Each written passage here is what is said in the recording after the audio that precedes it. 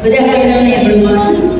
It's a pleasure to introduce our guest. Student yan ni Ma'am Leia. He is a man of Student ni Ma'am Leia. perseverance and having a strong determination. Our former trainees here at St. College he took Hilot and became a class president. Then the following batch, he took up again Bali Massage and became a top one. Top performing student. Currently, he is a businessman, a sole proprietor of CBI as a massage clinic. Please join me in giving a warm welcome to Mr. Alpi Andrino.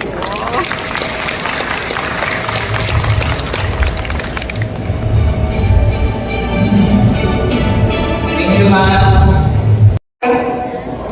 Gising mo ba kayo? Yes. Kumain na ba o hindi pa? Pa. Okay? Sa ating kagalang-galang at mahal na Mayor Alex Advincula, Vice Mayor Homer Sakilayan, Congressman AJ Advincula at sa mga konsehal ng bayan at sa Officer in Charge ng City College of Imus, Sir Generoso Ramos Jr. Sir, thank you po for inviting me at sa lahat ng bumubuo ng CCI, especially sa mga guro at sa lahat ng mga magtatapos at sa mga bisita na narito, magandang hapon po sa inyo lahat. Walang mahirap na gawa pag dinaan sa tiyaga by Alpe Andrino, your guest speaker for today. Ako po si Alpe Andrino, 28 years old na nakatira sa Great Estate, Phase 3, Malagasang 1G, Imus, Cavite. Panglima po ako sa magkakapatid, panglima po ako sa 7 magkakapatid. Tubong probinsya ng Zamboanga del Norte, at ako ay nangangarap na makaahon at maging maginhawa ang aking buhay. Noong bata pa po ako ay naramdaman ko na talaga ang hirap ng buhay sapagkat hindi kami nakapagtapos ng pag-aaral. Ang tatay ko po ay farmers at ang nanay ko po ay housewife. Nagkasakit ang nanay ko ng pulmonary disease at nagkaroon po ng komplikasyon. Dahil wala po kaming pera na pampagamot sa ospital, ako po ang kanyang naging caregiver. Hinihilot ko po kapag masakit ang likod at katawan niya.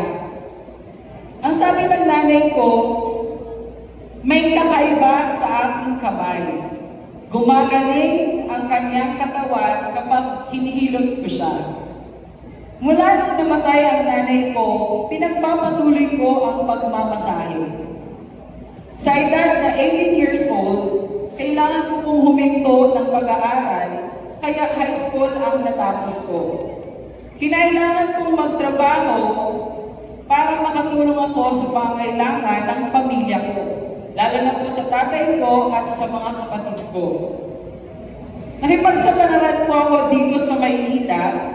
Pumasok po ako bilang marketing associate, agent ng bahay at lupa, at nag-sideline na rin po ako ng pagbibenta ng Memorial Park. Hindi man siguro lahat nakaranas nito, pero may iilan na nandito na nakaranas sa ganitong trabaho. Naging freelance massage therapist ako. Pinasok ko na rin doon para lang may maibigay sa pamilya ko. Taong 2022, nag-resign po ako sa trabaho dahil nag-asawa po ako. At ang asawa ko po ay walang iba kundi si Lizelle Andrino, nag-aaral po ng Applied Hilot Wellness at nandyan po siya sa inyong kasama. Yung ninang po namin sa kasal ay nag-offer po sa akin na i-manage ko ang massage spa niya sa Dipolo Public Market at Cardona, Rizal. Sa isip ko po, paano po yun? Wala naman po akong experience sa pagmamanage. Siguro lahat naman tayo, ganun po ang unang impresyon kapag alam natin na wala tayong experience. Noong ako po ang namamahala sa kanyang spa. Inisip ko, bakit po ako? Wala naman po akong in situ.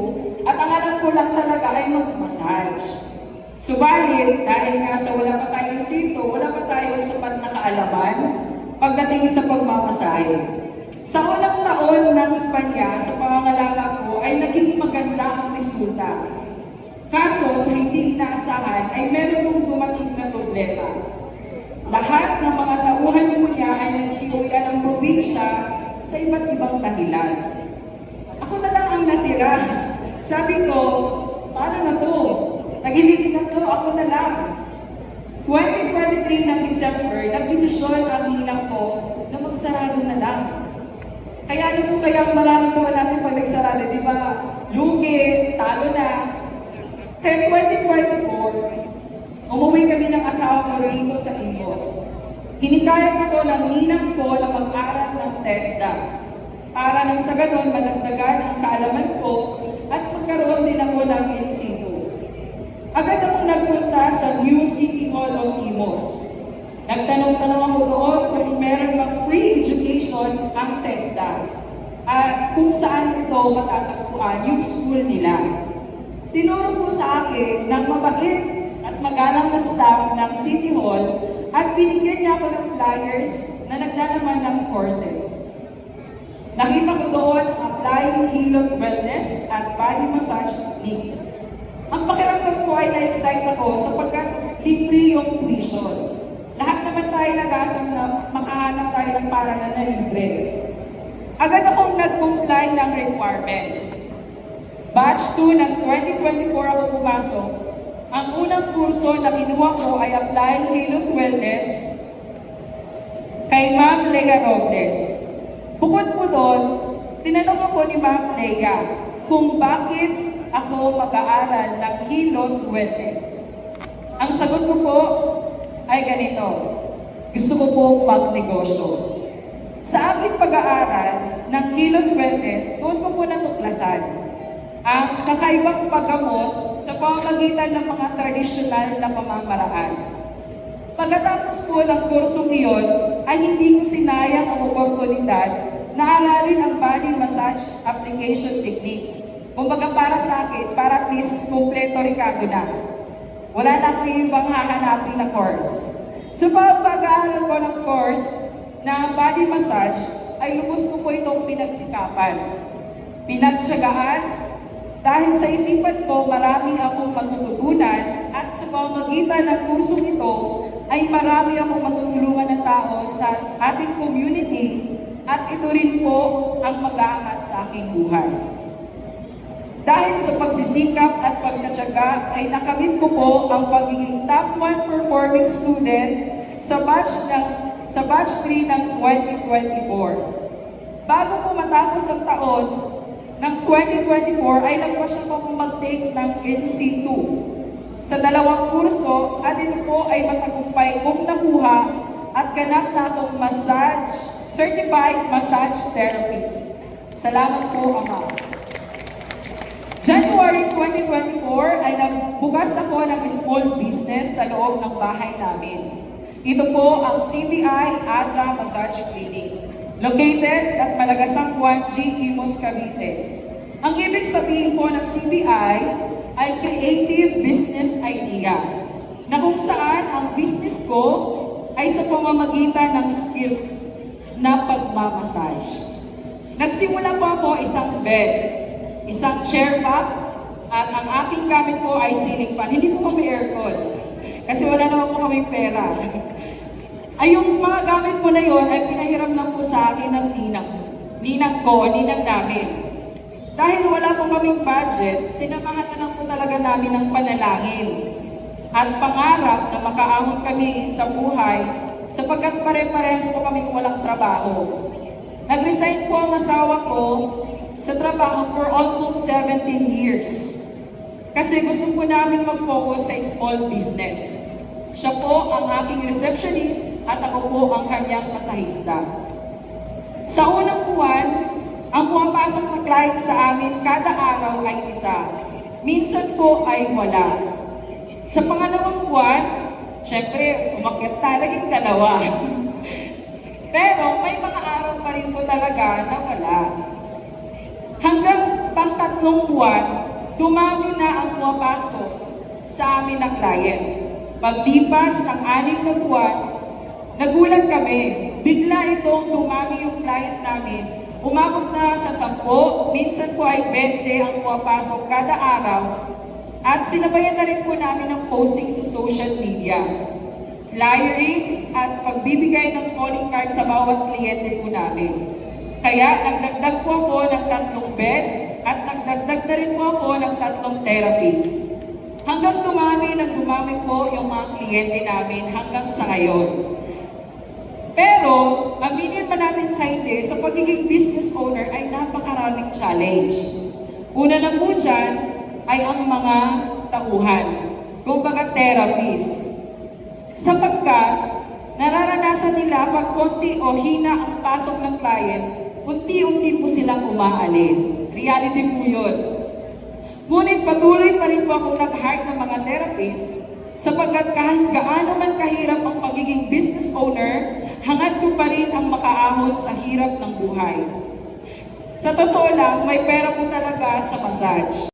Aming challenge, especially yung manpower na merong attitude, minsan absent at late po ang pasok. Pero kung makahanap ka ng right manpower, dedicated with training and coaching, possible magkakaroon po ng success. Sa katulad ko po na mag-aaral at nag-aral dito sa loob ng CCI, na-enhance at naturuan po ako, so ini-encourage ko po kayong lahat, pwede po tayong magsimula ng small business at ipakita ang inyong skills, hindi lang sa pagmamassage. Kung ano po yung kurso ninyo, gamitin niyo pong inspirasyon para maumpisahan po ang gusto niyo pong maging pangarap sa buhay. Totoo po, libreng pangarap, wala pong bayad. No matter what happened, pursue your dreams to achieve. Kasi para sa akin ang pag-aaral sa CCI o TESTA at makakuha ng in-situ ay paraan ng pag-ahon natin sa kahirapan. Sa pamamagitan nito ay aangat at gaganda ang ating buhay, and you will never know if you will never try. So, ano pong gagawin natin? Let's do it now. So, I grab this opportunity to extend my all gratitude sa lahat ng bumubuo ng CCI, from the staff, teachers, and of course, our in charge of our school, for giving us our knowledge, skills, and perfectly attitude. Upang tayo ay may kakayahang makitungo sa lahat ng nivel ng pamumuhay ng mga tao. Sa ating pamilya, maraming salamat po. So, sa lahat ng sumusuporta po sa atin na nais natin makamit sa ating buhay, at higit po sa lahat, gusto ko i-acknowledge to our Almighty God, sapagkat kung wala siya, kung wala yung gabay niya sa atin, wala rin po ako sa inyong harapan. To God be all the glory, guys, at mabuhay kayong lahat.